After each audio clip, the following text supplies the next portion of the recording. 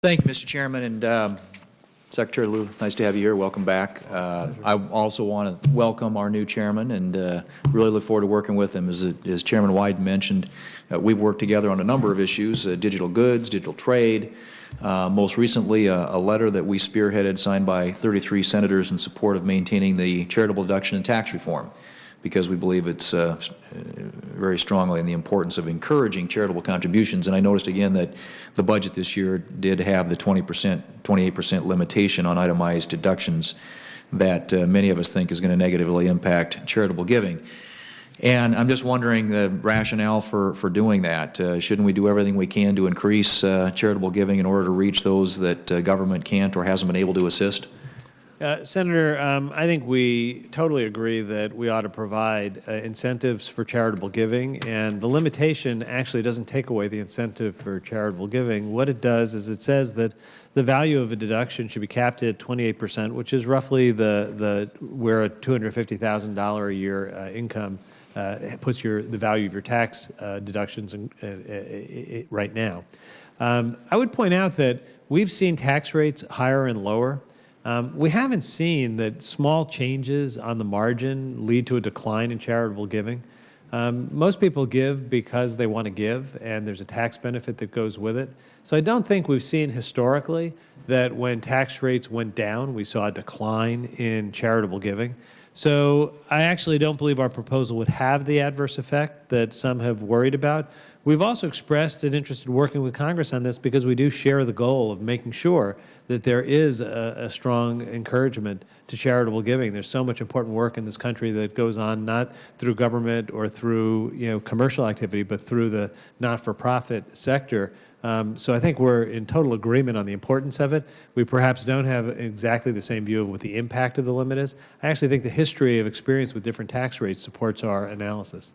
Yeah, and I've seen a lot of analysis that suggests, I don't think people give because of the tax deduction, but I think it does affect the amount they give. I think that it does have impacts, and I've seen a good amount of analysis that suggests that capping it would, in fact, reduce the amount that people are giving. I think people are still going to give to those causes, but I just don't think it's going to be on the same levels. And the only point I would make is we didn't see the amount of giving go down when rates came down. So it just argues that it's not quite as much as variable. But we're happy to continue this conversation because we really do have the same goal. Okay.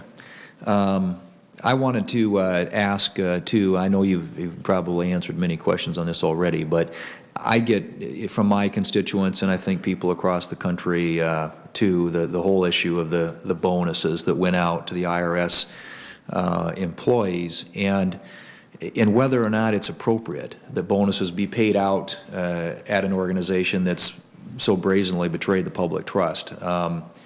And even if you don't agree, and I don't think you probably do, that the targeting of conservative groups is politically motivated, it's hard to deny that there wasn't gross incompetence there and negligence with regard to how the agency processed the applications of these social welfare organizations. And so do you think that these employees associated with that decision, whether it's politically motivated or not, to target these Tea Party groups deserve bonuses? Senator, I think it's really important not to describe such a large agency as the IRS as if everyone was involved in one activity. We've made clear that what happened in the C4 experience was unacceptable. We believe it was bad judgment. You'll reach your own conclusion when you complete your investigation. We have seen no sign of political interference in any of the reviews we've done.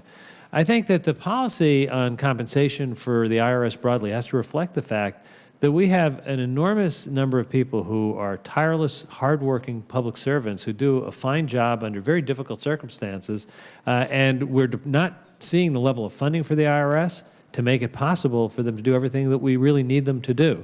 In that world, making sure that we have a proper compensation and fair compensation is an important thing. And I would just note that there was a pause in those payments. There were some collective bargaining issues that arose, and in resolution of it, there's a new policy in place. Well, and I would just say, I mean, I know there's a lawsuit in the union issue that you referenced, their collective bargaining thing, but there were an awful lot of bonuses paid out to executives who weren't a part of that lawsuit, too. And I just think it's awfully hard to justify to the American people in an agency that has been whose credibility has been so badly damaged that somehow you could pay out bonuses. I mean, I think it just flies in the face of everything that's logical to the American people. To have the American people have to see what's happened with this whole episode, which is reflected, I think, very badly on the IRS, and then find out that they're being rewarded with bonuses.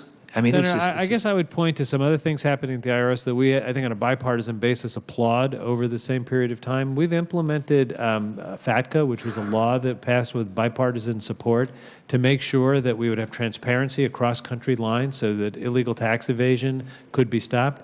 The work done by our IRS on this has become the world standard. I go to international meetings, and what I hear other finance ministers saying is we want FATCA for all. So we have people who've done fine work during this period, and I just think we have to recognize that it's a large agency doing a lot of things. And if that's true, and I'm sure there's a lot, big mission, big agency, but we know for sure there are certain folks in certain offices who were associated with these actions that have, I think, reflected so unfavorably and so negatively upon the agency. And I guess last comment I'll make, and perhaps a follow-up question, is there a way that you can selectively figure out, though, how not to reward the people who are doing these sorts of things? Reward the people who are doing the good things that you just alluded to, but please don't reward the people who are responsible for this behavior. Senator, obviously the IRS commissioner will be better equipped to address that than myself, but I would note that the senior managers who were anywhere in the chain of command who exercised bad judgment in running the program are no longer there. And I think that reflects the seriousness with which we took the bad judgment and the consequences of it, and the fact that we had an acting commissioner who took quick and decisive action. So we very much share the view that anyone who was responsible for doing things that they shouldn't have done does have to be held accountable. Thank you, Mr. Chairman. Thank you, Secretary. Thank you.